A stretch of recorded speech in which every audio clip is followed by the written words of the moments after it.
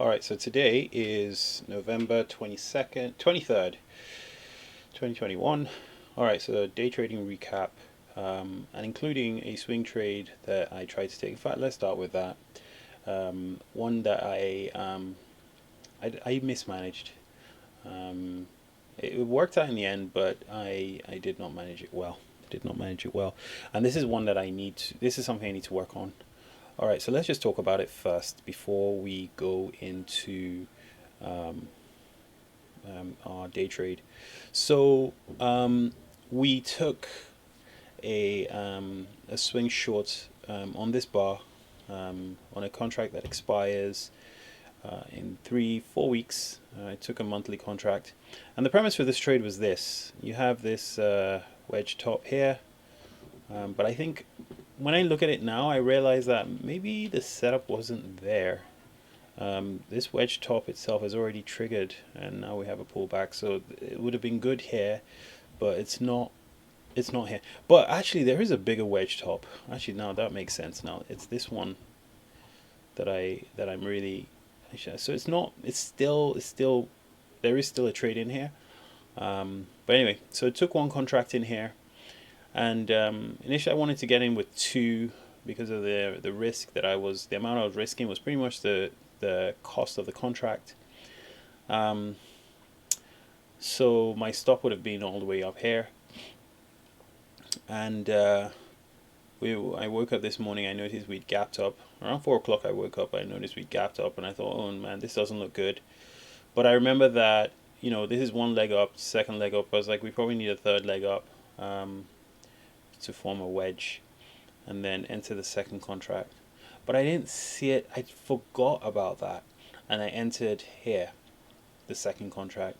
So when we rallied up, I'd already hit my limit, my stop, and I had to get out. So I got out for a loss of the cost of that one contract, and then of course price went down back to my entry, and this would have been an okay trade. At least I would have made back all that money, and then see the pullback, and then probably head down. So as far as execution was concerned, this was not well executed. We're in a trading range, and I know we're in a trading range just because of the way we pulled back, and also the fact that the 2060 is kind of going through price at this point. So yeah, it was just poorly executed. Not happy with myself for it. So yeah, didn't want to take in another trade because I just thought, well, you've already messed it up. Don't do what you always do, where you take another trade and then bleed from 1,000 cuts, paper cuts.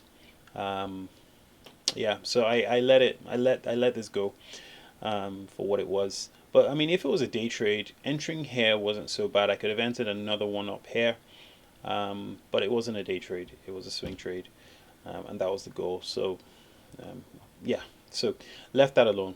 All right, so let's go on to our swing trade, not swing trade, our day trade.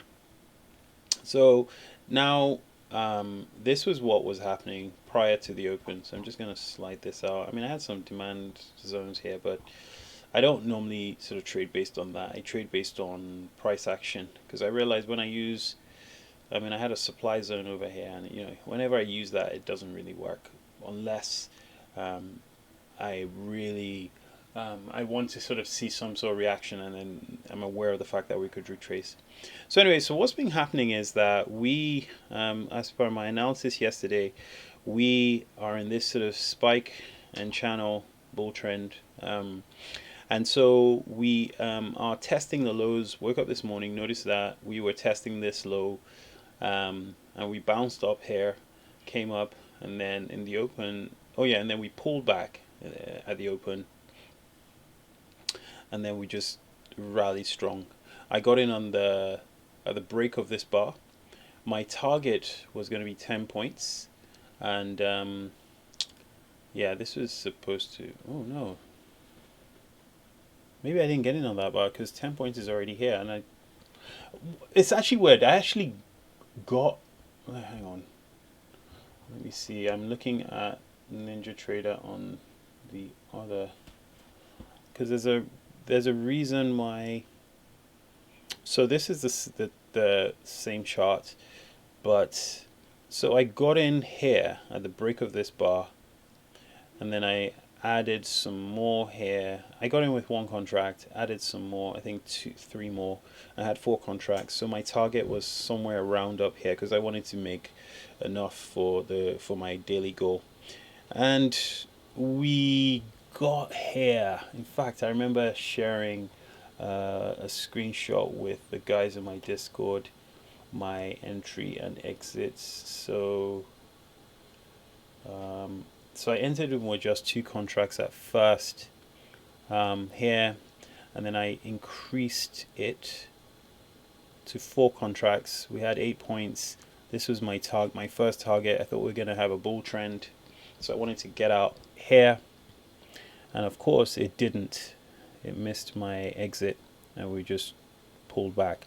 So I got out of all my positions here, um, and I was a bit annoyed.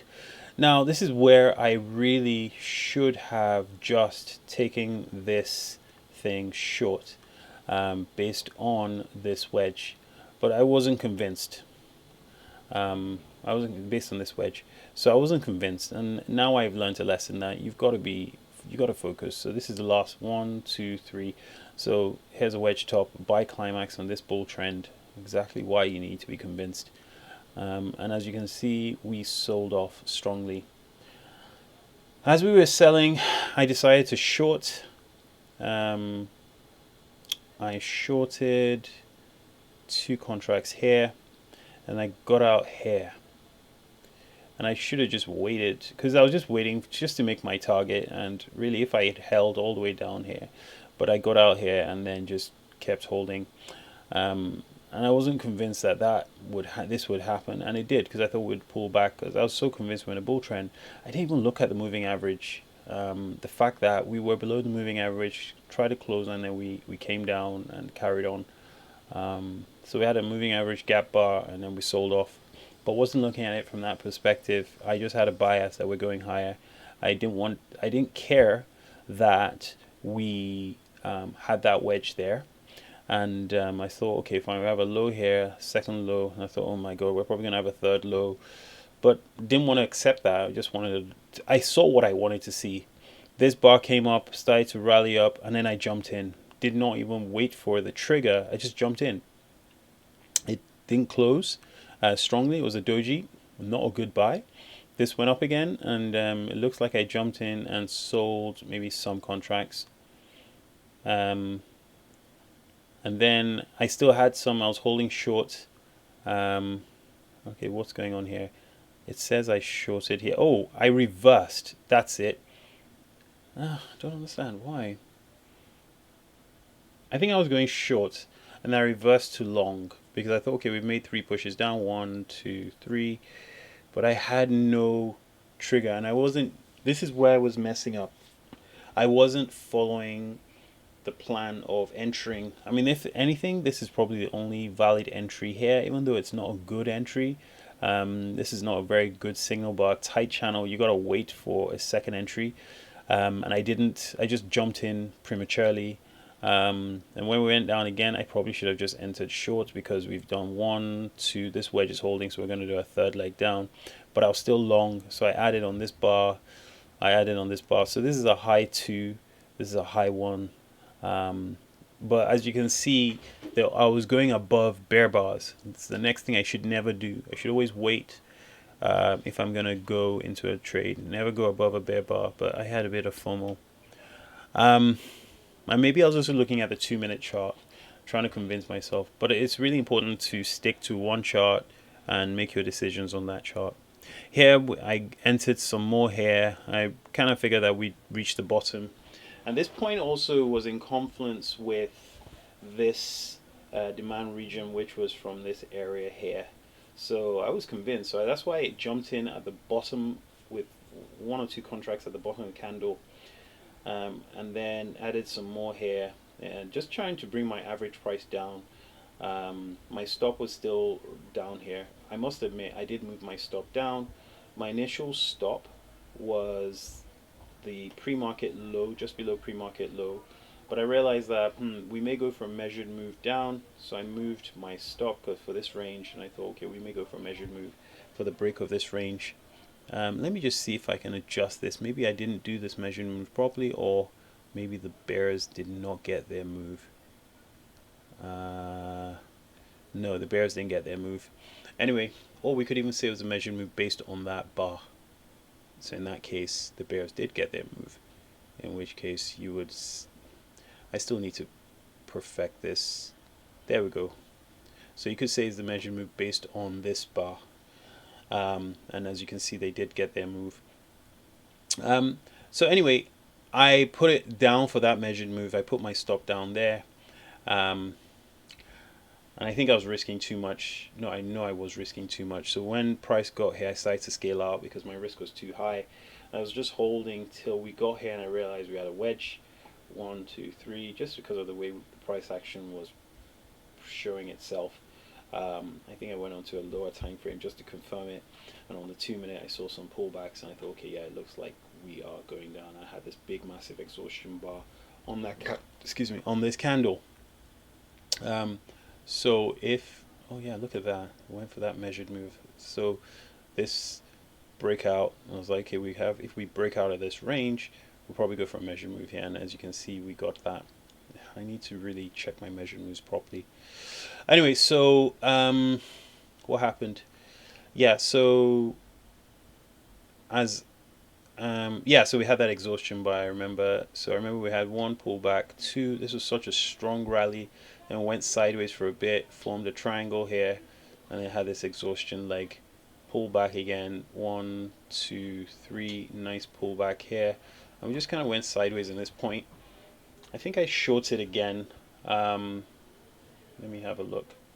I may have shorted. Or did I go long here? I think I went long. Yeah, I went long. So I waited for this to finish, and then when this came down, I noticed we started to trend down. So I watched this on the 2-minute, and I saw we had formed a wedge. So 1, pull back, 2, pull back. Anyone that's kind of gone above the other bar, and 3. So this is the wedge, right? And then we came down. I went long here because I was trying to see if I can. Oh, actually, this actually worked out. I did actually go long again over here, I think, on the 2-minute chart. So I went long around about 4659. So if we look at that, 4659. So just went long there for this one, and then I went long again at the top. But this time I decided I was only going to go long if we had, because I was already in, and I didn't want to break any more rules and add more. I said I'll go long at the break of the bar. So I looked at the 5-minute chart and went long. Where did I go long again? Oh yeah, went long on this bar because we had cleared this bar, came down, and then went long again, and exited over here, and then took my final profits over there. And that was the rest of my day. I didn't trade anymore. Although there were more opportunities as the day unfolded, as you can see. And I probably could have carried on trading, but at this point I was getting tired and I didn't want to make any more mistakes. Let me just have a look. Yeah, I didn't want to make any more mistakes. Some of the measure move targets, as you can see, worked out. I'm going to take this out because it's causing confusion. Remove that. I'm now debating whether I want this moving average in at all, even though we did reject it. So this gray line here is this moving average on the 4-hour chart, and then this moving average on 1 hour is the gold line. So why do I use these? Because they give me an idea of what the price action is on this time frame. When you have the price going through moving averages, it means that it's not using as support or resistance, in which case you're in a trading range, and therefore you're going to have overlapping bars. So having this at the open already told me that we were probably going to test the lows and come back to the highs. And then you can see we have overlapping bars, lots of overlaps. And so yeah, this was a long. I held this for a while. Thank God I had people to talk to while I was trading, and having people to talk to is a great idea because it really helps. But you can see lots of bull breakouts, wedge top, so this would have been a good short. But you know, what are we looking for? This looked like a major trend reversal, a lower low. And then also, what was the other thing? Okay, so this is another thing I want to talk about. So this trend, this channel, sorry, this channel was really interesting. So the fact that we had, gapped down and then we broke out of the channel, this is usually the sign that I use to measure how much of a reversal we're going to get. So when we break out of the channel and then we come back into the channel with an attempt to break this low, but not and also not getting to the base of the channel, this is a great sign for the bulls that we're going to go higher. And I usually love this setup. Whenever I see this and I see that we're coming back to break this low and we do break it, I usually just go long, or I just jump in, because I know the trend has changed directions and most likely we're going to go into a trading range. What this is usually a buy vacuum test of this, but unfortunately the bulls could not close the gap between this high and this low. So it just means that the trend down was strong, which obviously means that this would be strong and bears were making money. Once you had this bull breakout, this would have been a really good swing long, nice breakout, and we could have gone. All right, so yeah, that's my trading day. We'll try again tomorrow.